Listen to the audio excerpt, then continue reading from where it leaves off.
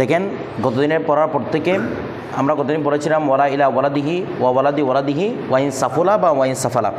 আচ্ছা, বলেছিলাম সন্তান বা সন্তানের পুত্র এদেরকে জাকাত দেওয়া যাবে না। অনুরূপভাবে সন্তানের এখানে ওয়ালাদ মানে তেমন পুত্র, ঠিক আছে, এখানে কন্যাসও দাখিল হবে, এই জন্য আমরা অনুবাদ করার জন্য সন্তান বলেছিলাম। সন্তান, সন্তানের সন্তান, সন্তান মানে এখানে ছেলেও থাকবে মেয়েও থাকবে, অর্থাৎ মেয়েদেরকেও জাকাত দেওয়া যাবে না, ছেলেদেরকেও কি দেওয়া যাবে না, জাকাত দেওয়া যাবে না।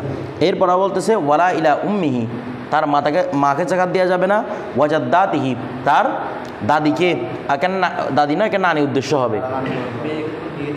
জি না না, মেয়েকে জাকাত দেওয়া যাবে না কোনো অবস্থায়, বিয়ে দিলেও বিয়ের পরেও কোনো অবস্থায় মেয়েকে কি হবে না, জাকাত দেওয়া যাবে না। এরপর হ্যাঁ নফল সৎকার দিতে পারবেন, কিন্তু কি নয়, জাকাত নয়।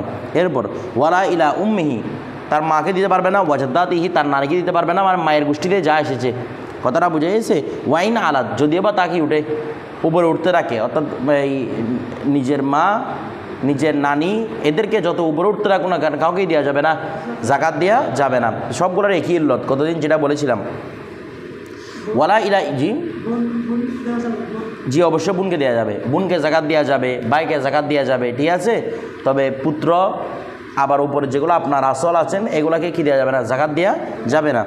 এরপর ওয়ালা ইলা ইমরাতিহি, কেউ তার স্ত্রীকেও কি দিতে পারবে না, জাকাত দিতে পারবে না, কথাটা বুঝে গেছে। তারা বলতেছে ওয়ালা তুদফাউ ওয়ালা তাদফাউল মারআতু, আর স্ত্রী জাকাত দিবে না ইলা জাউজিহা, তার স্বামীকে, ইন্দা আবি হানিফা রহমতুল্লাহ আলাইহি ইমাম মাযহাবের মধ্যে ওয়াকালা, আর তারা উভয়ে বলতেছেন তাদফাউ ইলাইহি, ওই স্ত্রী স্বামীকে দিতে পারবে, জাকাত দিতে পারবে। এখন একটা বিষয় আসেন, স্ত্রী কেন জাকাত দিতে পারবে না? দেখেন স্ত্রী এবং স্বামী এই দুইজনের সম্পদ একজন আরেকজনের সাথে মুলাজামত, ঠিক আছে, একজন আরেকজনের সম্পদ বুক করে। যেমন মনে করেন সূরা দোহার মধ্যে আল্লাহ পাক ইরশাদ করেছেন বিসমিল্লাহির রহমানির রহিম, ওয়া ওয়াজাদাকা আইলান ফাগনা, ওয়া ওয়াজাদাকা আইলান ফাগনা। তো একটা রাওয়ায়াতের মধ্যে আছে, মানে রাওয়ায়াত নয়, অর্থাৎ একটা তাফসীরের মধ্যে আছে ওয়া ওয়াজাদাকা আইলান ফাগনা বিমালি খাদিজা রাদিয়াল্লাহু তাআলা আনহা, মানে আল্লাহ আপনাকে দারিদ্র অবস্থায় পেয়েছেন, এরপর আপনাকে গনি করেছেন কার মালের মাধ্যমে, তার মানে বোঝা যাচ্ছে স্ত্রীর মালের মাধ্যমে স্বামী কি হয়, গনি হয়। সুতরাং একজন আরেকজনকে দিতে পারবে না। তো স্ত্রীর মালের মাধ্যমে যদি স্বামী গনি হয়, তার মানে স্বামীর মালের মাধ্যমে স্ত্রীও গনি। তো স্বামী যদি জাকাত যদি স্বামীর উপর ওয়াজিব হয়, স্বামী তার মানে গনি, তার মানে স্ত্রীও কি গনি। সুতরাং একজন আরেকজনকে গনি গনি কি দিতে পারবে না, জাকাত দিতে পারবে না।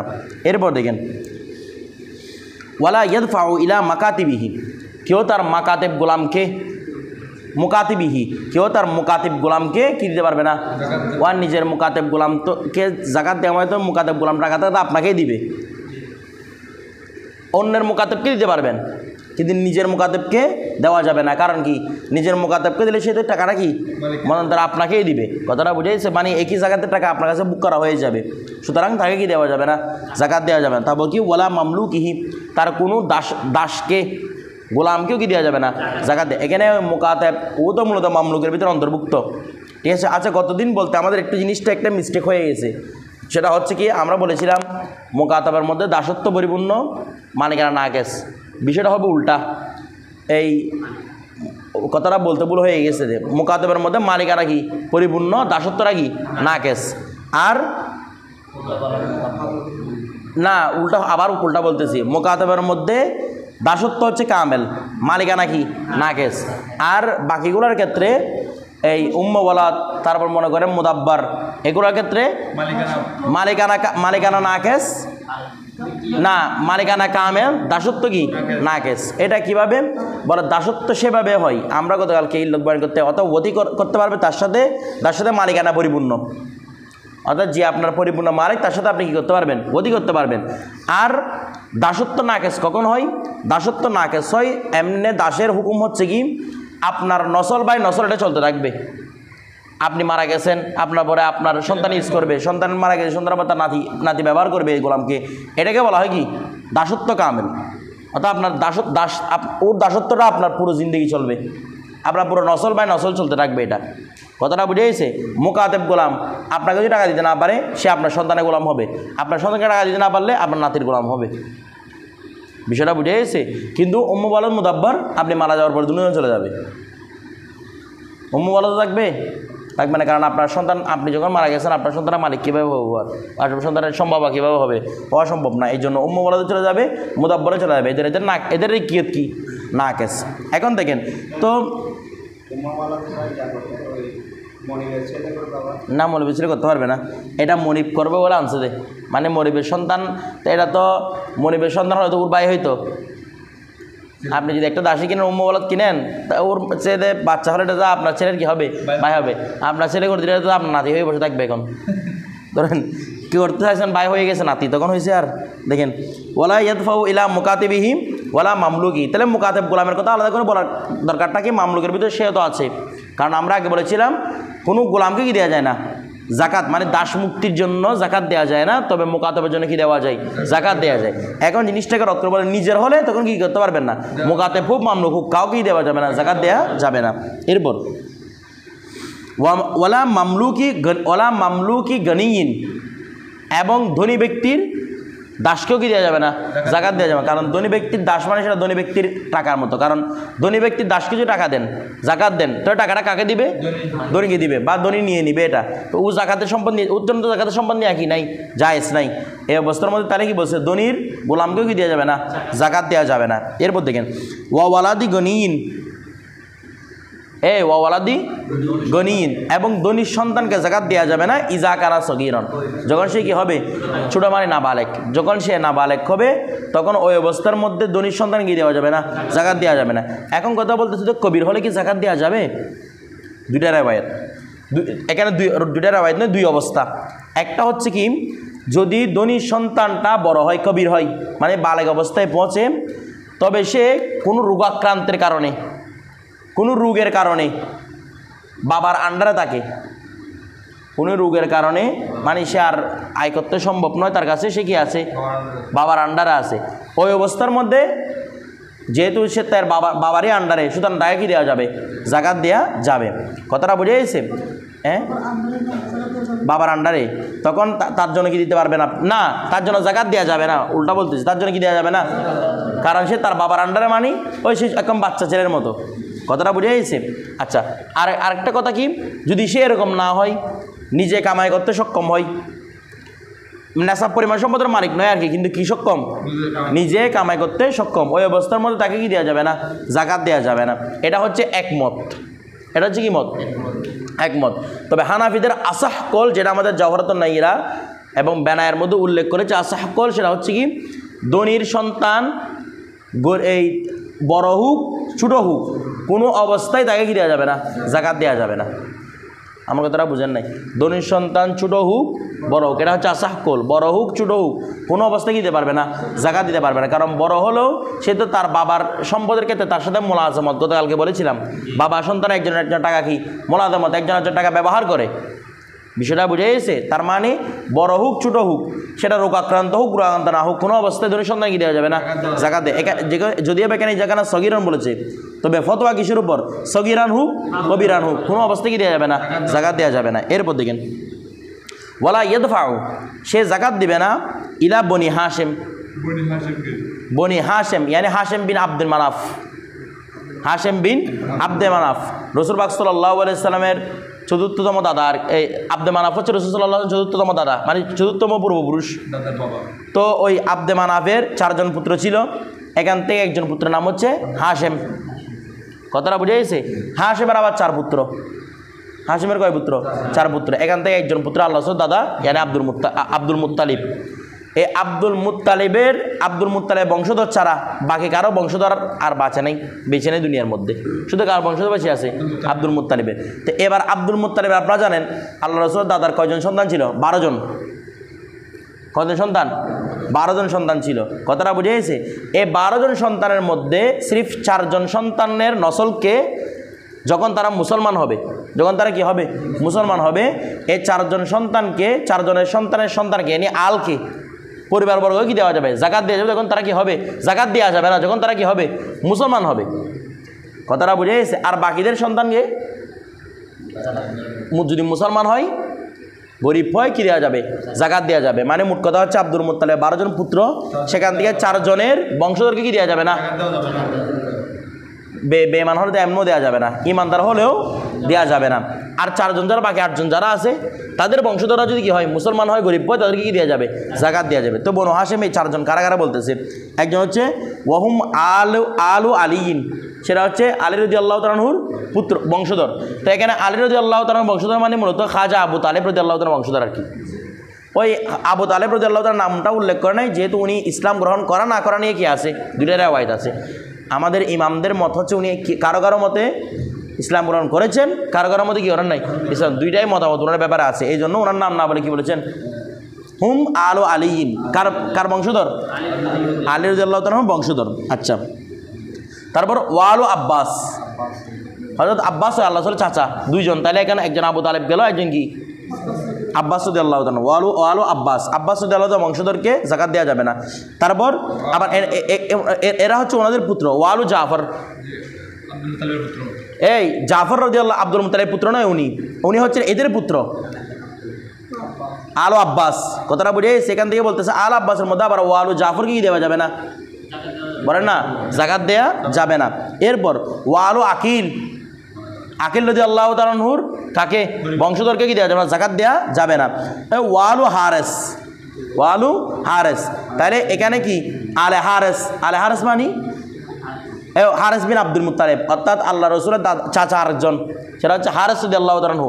ওনারও কি দেওয়া যাবে না? ওনার বংশধরকে জাকাত দেওয়া যাবে না। তো এখন 3 জনের পাইলাম, আবু তালেব, আব্বাস রাদিয়াল্লাহু তাআলা আনহু, আরেকজনকে আলো হারেস, মানে হারেস রাদিয়াল্লাহু তাআলা আনহু। তো আরেকজনকে আল্লাহ রসুলের পিতা আর কি, খাজা আব্দুল্লাহ রাদিয়াল্লাহু তাআলা আনহু। ওনার নাম বলতে হবে। যখন চাচার সন্তানদেরকে জাকাত দেওয়া যাবে শরাফতের কারণে, তো যার কারণে শরাফত হয়েছে তার বংশধরকে কীভাবে জাকাত দিবেন? কথাটা বোঝা গেছে? এখানে সবগুলো উল্লেখ করেছে। তারপর কি ওয়া মাওয়ালিহিম, শুধু তারা নয়, তাদের দাসদেরকেও, যারা তাদের গোলাম থাকবে এদেরকে কি দেওয়া যাবে না? কারণ তাদের কারণে তাদের দাসদের কি মধ্যে সেই শরাফত এসেছে, সম্মান এসেছে, এই জন্য তাদেরকে কি দেওয়া যাবে না? জাকাত দেয়া যাবে না। ওই আপনাদেরকে আগেও বলেছিলাম, শুধু জাকাত নয়, বরং তারা যদি আমেলও হয়, এমনি তো আমেল যদি ধনী হয় তার জাকাতের টাকা গ্রহণ করতে পারবে, কিন্তু যদি বনি হাশেম হয় সে আমেলের টাকাও, যদিও বা আমেলের টাকাটা জাকাতের টাকা হয় না, সেটা কি হিলা করা হয়, এটা মজদুরি টাকা হয়। বিকদ্রে আমলিহি বলেছে না, এটা মজদুরির টাকা হয়, এটা জাকাতের টাকা হয় না। তারপরে সেটা গ্রহণ করতে পারবে না শুভা থাকার কারণে, জাকাতের প্রতি একটা সাদৃশ্য থাকার কারণে কি নেওয়া যাবে না? বনি হাশেম এখান থেকে কোনো কিছু গ্রহণ করবে না। বিষয়টা বুঝে গেছে? আচ্ছা, এরপর দেখেন, তারপর তবে তাদেরকে কি দেওয়া যাবে? নফল সদকা, এটা মাথায় রাখবেন। কোনো ওয়াজিব, এদেরকে সদকাতুল ফিতির, সদকাতুল ওয়াজিবাত, সদকাতুল নজর, এগুলো দেওয়া যাবে না। তবে কি দেওয়া যাবে? নফল যেগুলো সদকা রয়েছে, এমনি দান সদকা, এদেরকে এগুলো করা যাবে। এরপর দেখেন ওয়াকালা, তো সম্পদ জাকাত কেন দিয়ে নিষেধ করতেছে? কারণ জাকাত হচ্ছে ওয়াসফুল মাল, সম্পদের ময়লা। জাকাত হচ্ছে কি? সম্পদের ময়লা। তো যারা আল্লাহ রসুলের বংশের মাধ্যমে আল্লাহ রসুলের সাথে সুসম্পর্ক রাখার কারণে, ইসলাম গ্রহণ করার কারণে কি পেয়েছেন? শরাফত পেয়েছেন। তো এদেরকে সম্পদের ময়লাগুলো দেওয়াটা আল্লাহ রসুলের আলের প্রতি গুস্তাহি করার মতো। বিষয়টা বুঝে গেছে? এরপর দেখেন ওয়াকালা আবু হানিফা রহমতুল্লাহ আলাইহি ওয়া মুহাম্মদ রহমতুল্লাহ আলাইহি, ইমাম আবু হানিফা এবং ইমাম মুহাম্মদ রহমতুল্লাহ আলাইহি বলতেছেন ইজা দফাজ জাকাত, মানে তরফাইন বলতেছে ইজা দফাজ জাকাতা, যখন কোনো ব্যক্তি দেবে জাকাত, ইলা রজুলিন, একজন ব্যক্তিকে, এমন একজন ব্যক্তিকে বলা হচ্ছে ইয়াজুন্নুহু ফকিরন, যাকে ধারণা করেছে কি? ফকির ধারণা করে দিয়ে দিছে এটা। তারপর সুম্মা বাহানা, অতপর কি হলো? স্পষ্ট হলো। বাহানা শব্দটা কোথায় পড়েছে বলেন তো? ইদা বাহানা, বালাগাতের মধ্যে যখন বাচ্চা প্রকাশ করতে পারে, ওই প্রথম পৃষ্ঠার মধ্যে ফাসাহাতের সংজ্ঞার মধ্যে দিয়েছিল। এরপর দেখেন ইদা রজুলিন ইয়াদুন্নুহু ফকিরন, যখন সে কি হয়? ফকির। সুম্মা বানা, অতঃপর প্রকাশ বলা আন্নাহু গনিয়ুন, মানে টাকা দেওয়ার পরে জানতে পারলো সে কি? ধনী ব্যক্তি। আও হাশিমিন, অথবা জানা গেল সে হাশিমি ব্যক্তি। আও কাফিরিন, অথবা জানা গেল কাফিরিন না, হাশিমিউন আও কাফিরুন, অথবা জানা গেল সে কি? কাফের। তো অথবা কি? আও দাফা, অথবা সে দিল ফি জুলমাতিন, অন্ধকারের মধ্যে, ইলা ফকিরিন, একটা ফকিরকে অন্ধকারের মধ্যে দান করছে। সুম্মা বানা, অথবা জাহির হলো আন্নাহু আবু, ফকিরটা তার বাপ। কতটা বুঝেন নাই? এরপর দেখেন আও ইবনুহু, অথবা তার সন্তান, মানে সে হারাই গেছে, ছোটোবেলা থেকে ছিলেন না বাবাকে, ছোটোবেলায় সন্তান হারাই গেছে, পরে ধরা পড়ছে। বলা হচ্ছে ফালা ইয়াদাত আলাইহি, ওই ব্যক্তির কাছে জাকাত কার কি করতে হবে না। দেখেন আমার পক্ষ থেকে আমি যখন দিলাম, আমার পক্ষ থেকে জাকাত আদায় হয়ে গেছে, তবে যে নিছে তার জন্য কি হবে না, এটা খাওয়াটা জায়েজ হবে না। সে কি করবে সেটা তার ব্যাপার, সে আরেকজনকে দিয়ে দিবে না কি করবে সেটা তার ব্যাপার, কিন্তু তার জাকাত খাওয়াটা কি হবে না, জায়েজ হবে না। বিষয়টা হয়তো সে আমাকে এটাকে ফিরিয়ে দিবে, তো আমাকে ফিরিয়ে দিলে আমি আবার আটটা ফকিরকে দিয়ে দিব, বিষয়টা বুঝে। আর যদি ফিরিয়ে না দেয় তাহলে আমার উপর দ্বিতীয়বার কি করতে হবে না, জাকাত আদায় করতে হবে না, এটা মাথায় রাখবেন। এরপর আচ্ছা, তারপর দেখেন কলা আবু ইউসুফ রহমতুল্লাহ আলাইহিল ইয়াদা, ইমাম আবু ইউসুফ বলেছেন তার উপর কী করতে হবে, ইয়াদা করতে হবে। যেহেতু তার বাবাকে দিয়েছে, জাকাত আদায় হয় না, জাকাত আবার দিতে হবে। তবে আমাদের হানাফিরা, আমাদের ফতো মুফতাবিকুল হচ্ছে যেহেতু জাকাত আদায় করে দিয়েছে আর কি করতে হবে না। হ্যাঁ, যদি জাকাতটা যদি আপনার কাছে আবার ফিরে আসে তখন আদায় করতে হবে। কতটা বুঝে গেছে? এরপর দেখেন তারপর লাউ দফা, যদি কেউ দেয় ইলা শখসিন, কোনো একজন ব্যক্তির কাছে, সুম্মা আলিমা, অথবা সে জানতে পারলো আন্নাহু আব্দুহু, এটি তার কি রে, গোলাম। দিছে কাকে, একজন ব্যক্তিকে, জানা গেল সে ব্যক্তিটা তার কি গোলাম। অথবা আউ মুকাতিবুহু, অথবা সেটাই কি তার মুকাতেব। কথাটা বুঝে গেছে? আচ্ছা, লাম ইয়াজুজ ফি কৌলিহিম জামিয়ান, লাম ইয়াজুজ, এটি কি হবে না, জায়েজ হবে না।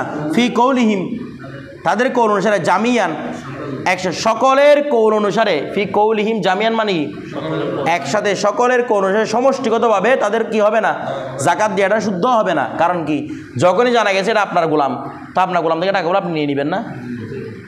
যখনই জানা গেল আপনার মুকাতেব, সাথে সাথে আপনার থেকে মুকাতেবের টাকা আদায় করবেন, তার মানে ঘুরে ফিরে টাকাটা আপনার কাছে আসতেছে, এই জন্য এটা দিলে কখনো কি হবে না, জাকাত আদায় হবে না, বরং আবার কি করতে হবে, এই আদায় করতে হবে। কথাটা বুঝে গেছে? এরপর দেখেন ওয়ালা ইয়াজুজু, এরপর কি হবে না, জায়েজ হবে না। দফুজ জাকাতি, জাকাতকে দেওয়া। আর এরপর দেখেন তোর গোলামকে দিলে আদা করতে হচ্ছে, কিন্তু সন্তানকে দিলে কি করতে হচ্ছে না, কারণ সন্তানকে টাকা দেওয়া মাত্র কি এটা বাবার কাছে নিয়ে নেওয়া খরচ। কতটা বুঝেন নাই? যদিও বা সন্তানের সম্পদ বাবা ইস্তেমাল করতে পারবে, এগুলো আপনাদের উসুল শাসের মধ্যে বলছিলাম। যদিও বা সম্পদ, সন্তানের সম্পদ বাবা কি করতে পারবে, কিন্তু সন্তানকে না বলে নেওয়াটা বাবা গুনাহগার হবে, গুনাহগার হবে। সন্তান কোনো শাস্তি দিতে পারবে না। সন্তান এর বিনিময়ে তার কাছে তোমার থেকে আমি টাকা পাই, খরচ পাই, এরকম বলতে পারবে না।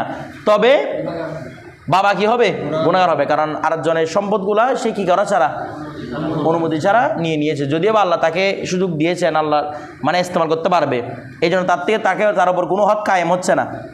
যেহেতু ওয়ালা তাকুল্লাহুমা উফিন থেকে আমরা দালাতুন নাসের মাধ্যমে এগুলো সাবিত করেছি, বিষয়টা বুঝে গেছে।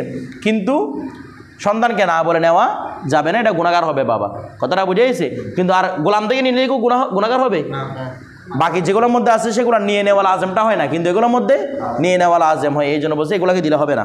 এরপর ওয়ালা ইয়াজুজ দফুজ জাকাতি, এরপর জাকাত দেওয়া যায় হবে না ইলামান, ওই ব্যক্তিকে ইয়ামলিকু, যে মালিক হবে নেসাবান, নেসাব পরিমাণ সম্পদের, মিন আই মালিন কানা, সে যে কোনো মালে হোক না কেন, এক ব্যক্তি যে কোনো মালিক হোক না কেন, নেসাব পরিমাণ সম্পদের মালিক হোক না কেন, তাকে কি দেওয়া যাবে না, জাকাত দেওয়া যাবে না। মনে করেন তার কাছে 5টা উট আছে, ওদিকে খাওয়ার জন্য টাকা পাচ্ছে না সে, কিন্তু কি আছে, 5টা কি আছে, উট আছে, নেসাব পরিমাণ সম্পদের মালিক হয়েছে। অথবা এমন একজন ব্যক্তি যার কাছে একটা ঘর তো আছে নিজে থাকার, আরেকটা ঘর আছে, ও ঘরটা সে থাকে না, আরেকটা ঘর আছে সেটা কি থাকে না, ওইটা 200 দিরহাম পরিমাণ চলে গেছে, ওটা সম্পদ।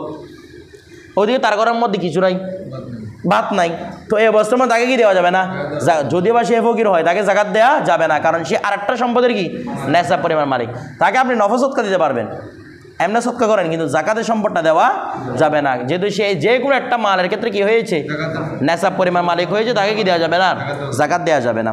এরপর দেখেন ওয়াজুজু জায়েজ দফুহা, দফুজ জাকাত। আচ্ছা, এখানে নেশা পরে মনে করেন একজন ব্যক্তি তার একটা ঘর আছে, ঘরটা অনেক দামি, একদম পাকা বিল্ডিং, একসময় সম্পদ ছিল আর কি, টাইলস করা, অনেক উন্নত মানের টাইলস, মার্বেল পাথর দিয়ে টাইলস করছে, বিষয়টা বুঝেন নাই, স্বর্ণের ফাঙ্কা লাগাইছে, অনেক রকম করে হয়েছে, যেগুলো ইস্তেমাল করে, বিষয়টা এগুলো ইস্তেমাল হয় সবগুলা। তো এই অবস্থার মধ্যে যে নেশা পরিমাণ সম্পদের মালিকও হয়, তারপরে কি হবে না, তারপর জাকাত ফরজ, নেশা পরিমাণ সম্পদের মালিক বলা যাবে না, মানে তার ঘরের দাম তো অনেক, কিন্তু এগুলো কি তার মাঝখানের উপর কি খরচ হবে না, জাকাত খরচ হবে না। এগুলো বললাম যে কি অতিরিক্ত একটা ঘর যেটা সে কি করে না, ব্যবহার করে না।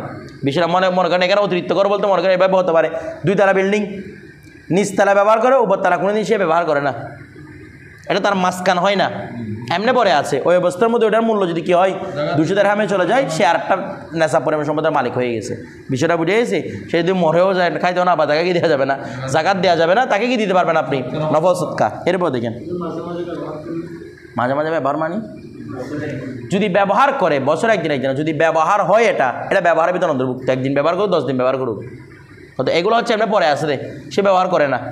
বিষয়টা বুঝে গেছেন, মানে স্টুডেন্টের মতো ভালো রাখছে আর কি, বিষয়টা বুঝেন না মনে হয়। এরপর দেখেন ওয়াজুজু জায়েজ দফুহা জাকাতকে দেওয়া ইলামান ওই ব্যক্তির নিকট মাই ইয়ামলিকু যে মালিক হয়েছে আকাল্লা মিন যালিকা, যে নেশাব পরিমাণের কম মালিক তাকেই দেওয়া যাবে। ওয়া নেশাব পরিমাণ না পৌঁছলেই বলেন না জাকাত দেওয়া যাবে। মোটামুটি আপনারা সবাই কিনতে পারবেন, জাকাত গ্রহণ করতে পারবেন, যেহেতু আপনারা কেউ কিনা নেশা পরিমাণ সম্পদের মালিক না। আপনাদের বাবা যদি নেশা পরিমাণ মালিক না হয় আর কি, তখন আপনারা কি নিতে পারবেন, জাকাত নিতে পারবেন। আচ্ছা, ওয়াইন কানা বলতেছে আরো, বলো ওয়াইন কানা সহিহান, যদিও ব্যক্তি সুস্থ হয়, তারপর কি বলছে মুক্তাসিবান, কামাই করে এরকম ব্যক্তি হয়, ও কামাই করে কিন্তু কি কোথায় পৌঁছে নাই, তার মানে এই ব্যক্তিটা কি নিতে পারবে, জাকাত নিতে পারবে। বিষয়টা বুঝেন নাই মনে হয়। এরকম প্রত্যেক ব্যক্তি নিতে পারবে, জাকাত নিতে পারবে। এরপর দেখেন আচ্ছা এখন একটা বিষয় দেখেন ওয়াকরাহু। আচ্ছা এখানে একটা কথা, মনে করেন আপনাদের বাবা পয়সাওয়ালা, আপনাদের বাবা কি পয়সাওয়ালা, কিন্তু আপনার বাবার সাথে আপনার সম্পর্ক কম, অর্থাৎ টাকা পয়সার মুআমালা নাই। বিষয়টা বুঝে গেছে। তখন যদিও আপনি সহিহন মুক্তাসিফন, এমনা আমরা বলেছি ধনীর বড় সন্তানকেও কি দেওয়া যাবে না, জাকাত দেওয়া যাবে না, কিন্তু এই অবস্থার মধ্যে আপনার কাছে আপনি কি নিতে পারবেন, জাকাতের সম্পদ নিতে পারবেন। কথাটা বুঝে গেছে। মানে বাবার সাথে আপনার সম্পর্ক নাই বলতে টাকা পয়সার সম্পর্ক নাই, বা ভালো ওর সাথে আপনি যেভাবে সন্তান বাবার সম্পর্ক নাই এভাবে সম্পর্ক নাই, তখন আপনি কি করতে পারবেন, জাকাতটা নিতে পারবেন। এরপর দেখেন তারপর ওয়ায়ুকরাহু, এই মকরু করা হবে নকলু জাকাতি, জাকাতকে নকল করা, স্থানান্তর করা, এটাকে মকরু বলা হবে। মিম বলাদিন ইলা বলাদিন আখর, এক দেশ থেকে এক দেশের উপর আপনার জাকাত ফরজ, এক দেশ থেকে আরেক দেশের মধ্যে জাকাত কি করা, নকল করা, এটা কি হবে না, জায়েজ হবে, তবে কি হবে না, এটা মাকরু হবে। মানে সব দিক থেকে জায়েজ হবে না, এটা মাকরু হবে। এক দেশ থেকে আরেক দেশে জাকাত পাঠানো যাবে, তবে পাঠানোটা কি মাকরু। কথাটা বুঝে গেছে, মানে জায়েজ তবে কি মাকরু সহকারে। এরপর দেখেন তাহলে এক দেশ থেকে আরেক দেশে, কারণ এটা কেন, কারণ এক দেশে যখন আপনার জাকাত ফরজ হয়েছে, জাকাতের মূল উদ্দেশ্য হচ্ছে আপনার যার যারা প্রতিবেশী রয়েছে, প্রথমত নিকট আত্মীয়, আপনার ভাই, আপনার বোন, এরা, এরপর হচ্ছে আপনার যারা কি আছে, যার আছে, তো যার প্রতিবেশী, তার প্রতিবেশীর পরে আপনার রাষ্ট্রের পরে আসতে কি অন্য রাষ্ট্র, তা আপনার রাষ্ট্রের মধ্যে জাকাত না দিয়ে আর দেশের মধ্যে কি দেওয়া, জাকাত দেওয়া। হ্যাঁ দিতে পারবেন মকরু ছাড়া। কখন বলা হচ্ছে, যখন আপনার দেশের থেকে অন্য দেশ বেশি আহওয়াজ হয়, টাকাটা বলতে বেশি মুখাপেক্ষি হয়, আপনার যা তাদের চেয়ে অন্য দেশের মানুষ কি হচ্ছে, বেশি মুখাপেক্ষি হচ্ছে, তখন ওই অবস্থার মধ্যে ওখানে কি দিতে পারবেন, জাকাত দিতে পারবেন। যেমন মনে করেন আমাদের দেশের মধ্যে, আমাদের দেশে যারা আছে, এখান থেকে ফিলিস্তিন যারা আছে, তাদের অবস্থা খারাপ বেশি, তো ওখানে আপনি কী করতে পারবেন, টাকাটা স্থানান্তর করতে পারবেন, জাকাতের টাকাটা। এরপর তারপর দেখেন ওয়াইন্নামা, দেখেন ওয়াইন্নামা, আর সিফ ইউফার রাকু ইয়ানি ইউকাসামু, তকসিম করা হবে, সদকুহু তার জাকাতকে, সদকাতু কুল্লি কৌমিন প্রত্যেক ব্যক্তির প্রত্যেক কৌমের জাকাতকে কী করা হবে, বন্টন করা হবে, ফিহিম তাদের মধ্যে, মানে ওই কৌমের মধ্যেই, প্রত্যেক কৌমের জাকাতকে বন্টন করা হবে ওই কৌমের মধ্যেই। কথাটা বুঝে গেছে। ইল্লা তবে হ্যাঁ, আইয়াহতাজা যখন প্রয়োজন হবে, আইয়ানকুলাহা ওই সৎকাকে করা, নকল করা। এই দেখেন বলছে আইয়াহতাজাল ইনসানও, যখন কোনো ব্যক্তি মোকাবেক্ষি হবে, আইয়ানকুলাহা সৎকাকে স্থানান্তর করতে, ইলা কারাবাতিহি তার নিকট আত্মীয়, ও বিদেশের মধ্যে তার নিকট আত্মীয় নাই, দেশের মধ্যে তার নিকট আত্মীয় রয়েছে, তখন যদি প্রতিবেশী যদি বেশি আহওয়াজ হয়, তারপরে বাড়াবে কাকে, নিকট আত্মীয়। নিকট আত্মীয় মানে তার ভাই, তার বোন, এরপর তার চাচার ছেলে, এরপর তার চাচা। কথাটা বুঝেন না, এরা হচ্ছে তার কি নিকট আত্মীয়। যখন মানে আপনার পাশে আপনি যে দেশে বসবাস করতেছেন, ওই দেশের মধ্যে আপনার যারা জিরিয়ান আছে, তারাও সব জাকাতের মোকাবেক্ষি, অনুরূপভাবে আপনার ভাই, আপনার কি নিকটাত্মীয়, এরাও মুখাপেক্ষী, তখন আপনি কাকে পাঠাবেন? কারণ কি, নিকটাত্মীয়কে যদি সৎকা দেওয়া হয়, রাসূল পাক সাল্লাল্লাহু আলাইহি ওয়াসাল্লাম হাদিস, তখন আপনি দুইটা কাজ করেছেন। একটা, আপনি তাকে তার মুহতাজিয়ত দূর করেছেন, 2 নাম্বার আপনি সেলা রাহেমি করেছেন।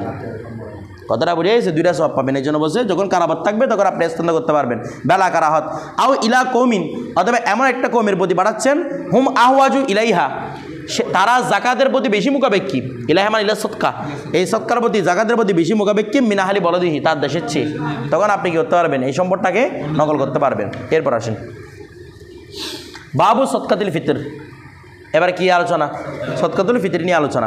দেখেন, সদকাতুল ফিতর আমরা যেগুলো দর্শী কিতাব আমরা পড়ি সাধারণত, যেমন মনে করেন কুদুরি, তারপর মনে করেন শরহে বেকায়া, এর উপরে বললে কানজুদ্দা কায়েক, তারপর মনে করেন তারপর উপরে বললে তানবিরুল আফসার, দুরুল মুখতার, রুদ্দুল মুখতার, ফতোয়া শামি, যেগুলোকে আমরা, এরপর হেদায়া, যা যা কিতাব আমাদের দর্শের মধ্যে পড়ানো হয়, আমরা আগেই বলেছিলাম কুদুরি শুরু করার সময় মোটামুটি সব কিতাব কার উপরে নির্ভর?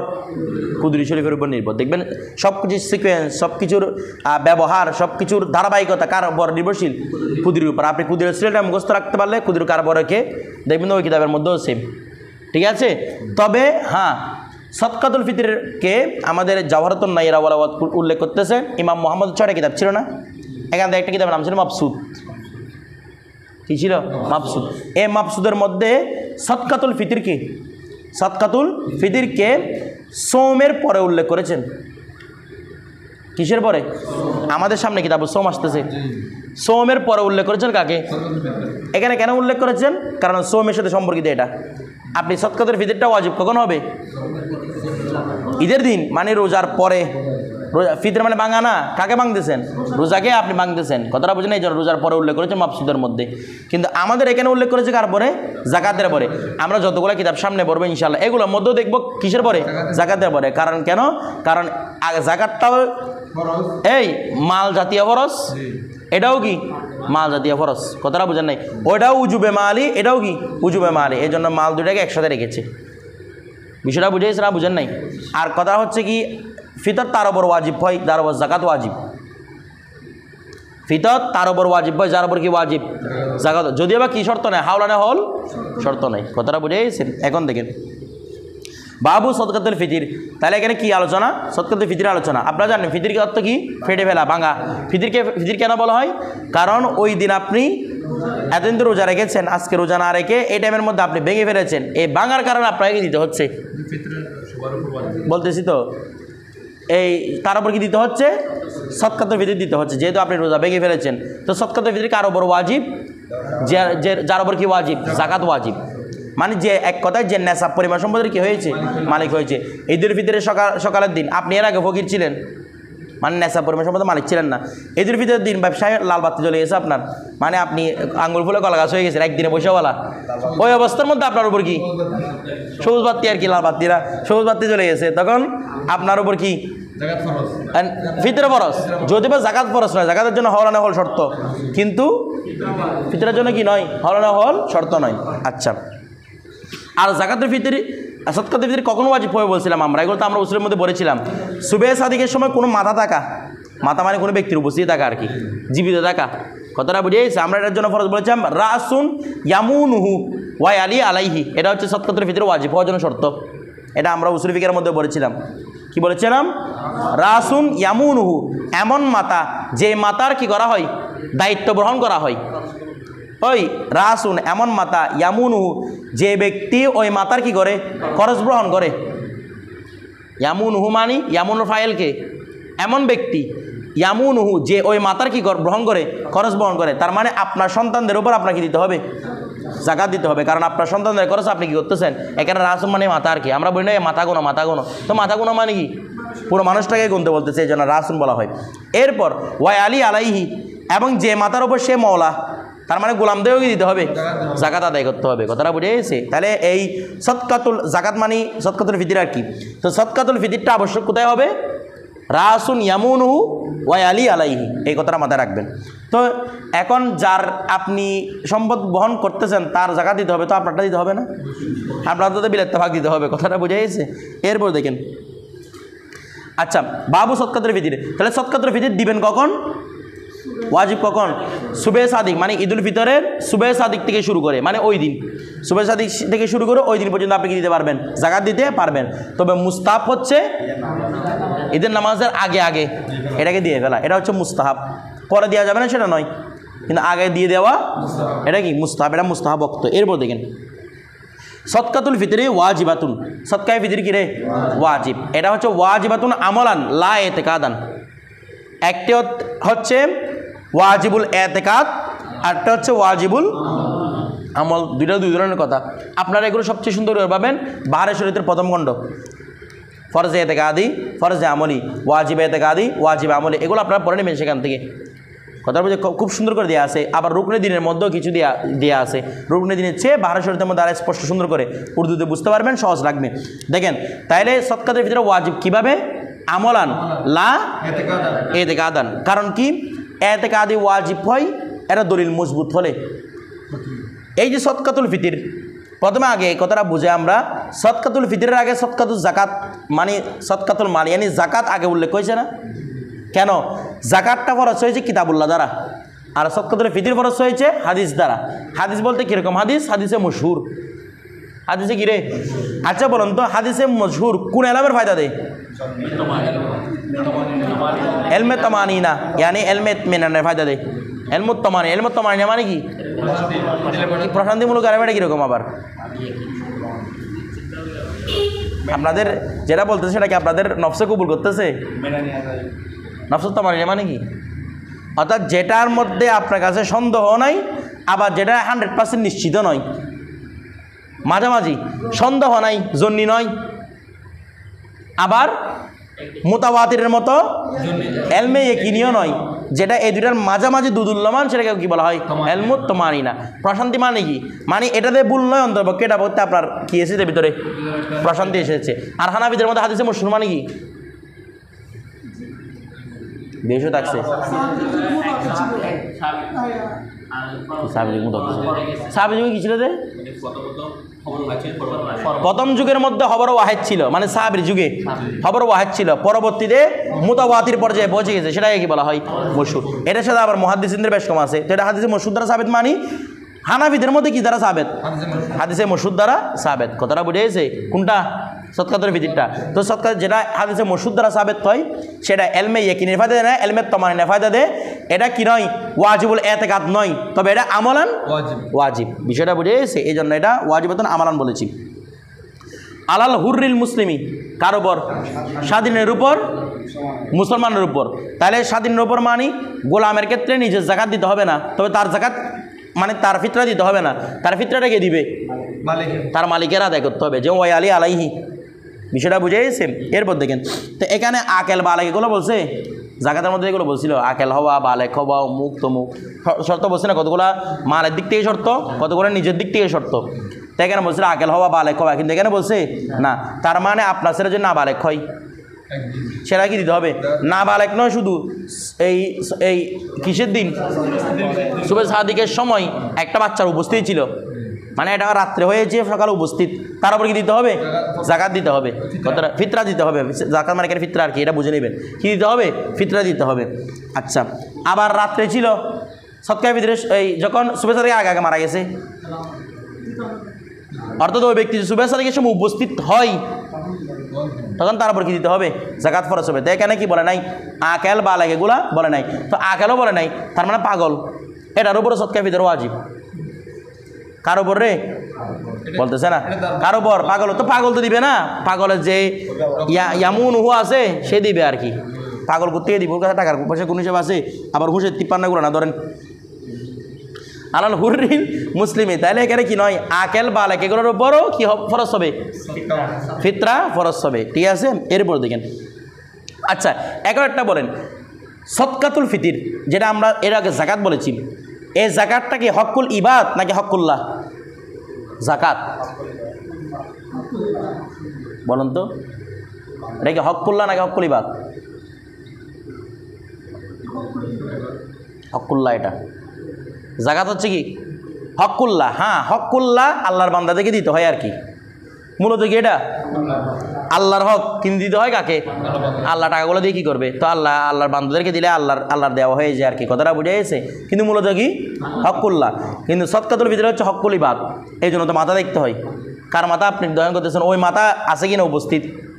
জাকাতের মধ্যে এরকম ছিল, মাথা আছে কিনা, জাকাতের মধ্যে বলছে মাল আছে কিনা দেখেন, আর এখানে বলতেছে মাথা আছে কিনা দেখেন।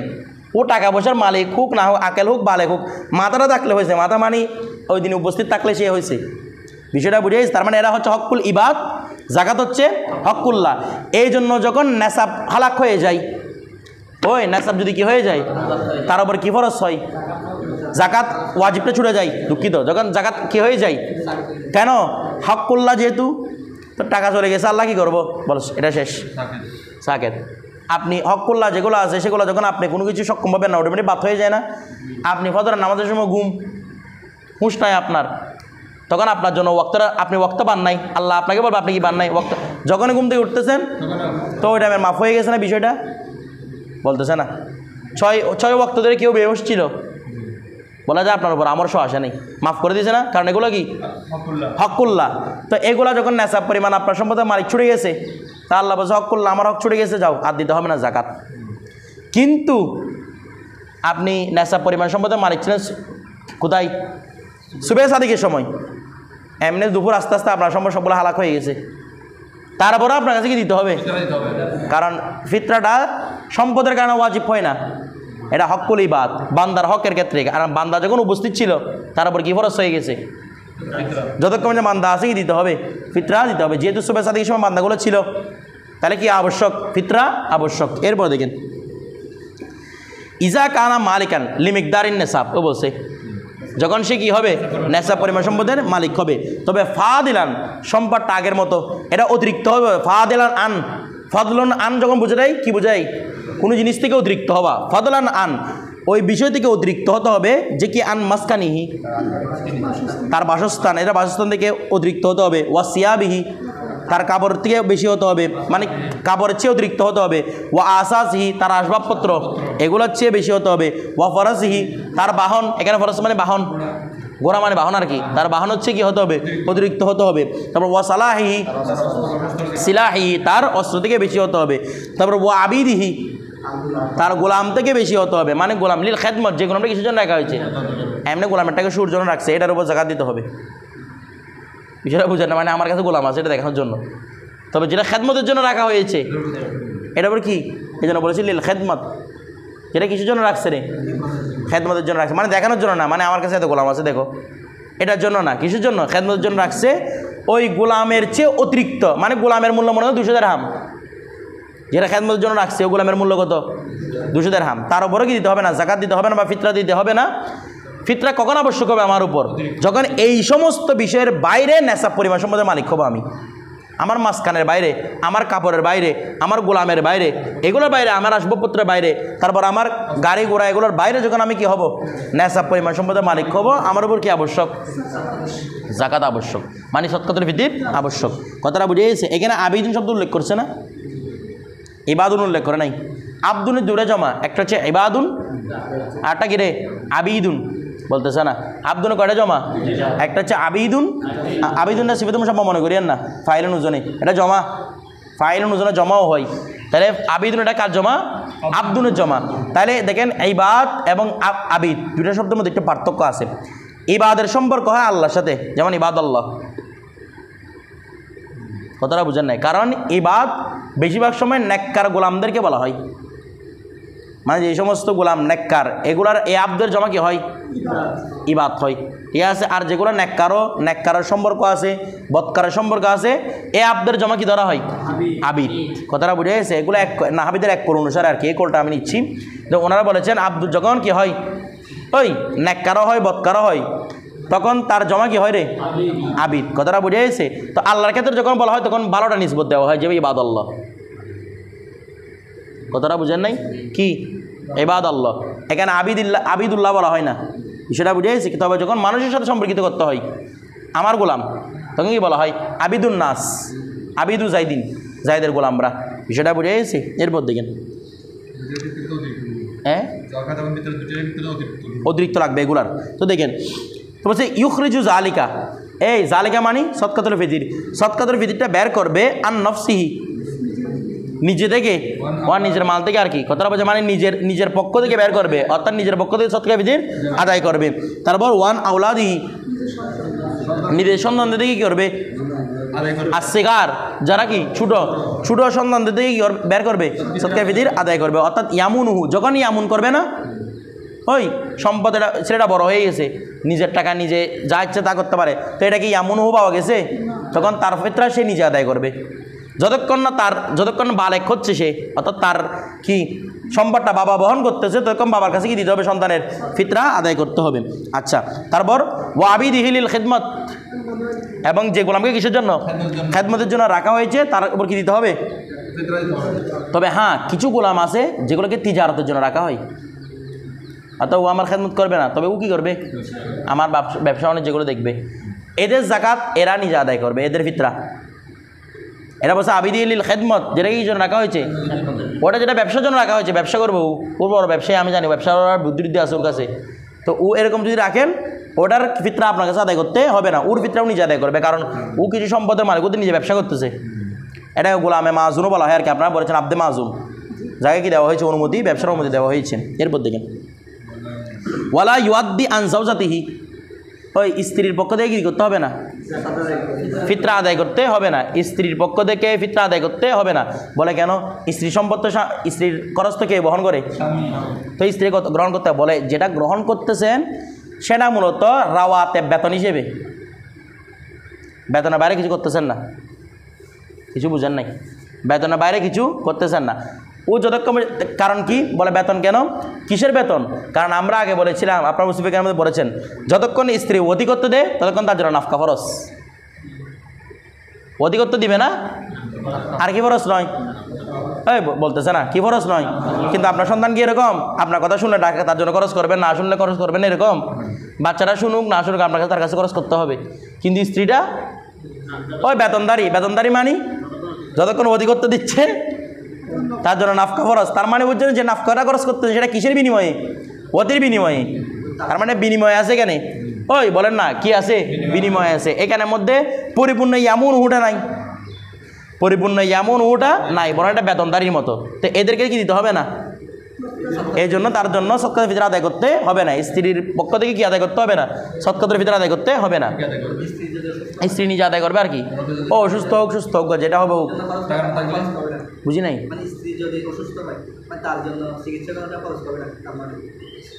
অসুস্থ হলে চিকিৎসা করার হবে, আমার ওর সাথে অধিক করতেছেন না আপনি, ওর সব কিছু গরম বসে আপনার নাফকা, তো এগুলা অসুস্থ হলে সুস্থ করে, এটাও একটা নাফকার অন্তর্ভুক্ত, তো নাফকা মানে শুধু খানা খাওয়ানো না, যাবতীয় পোশাক আশাক যা সবগুলো নাফকার ভিতরে অন্তর্ভুক্ত।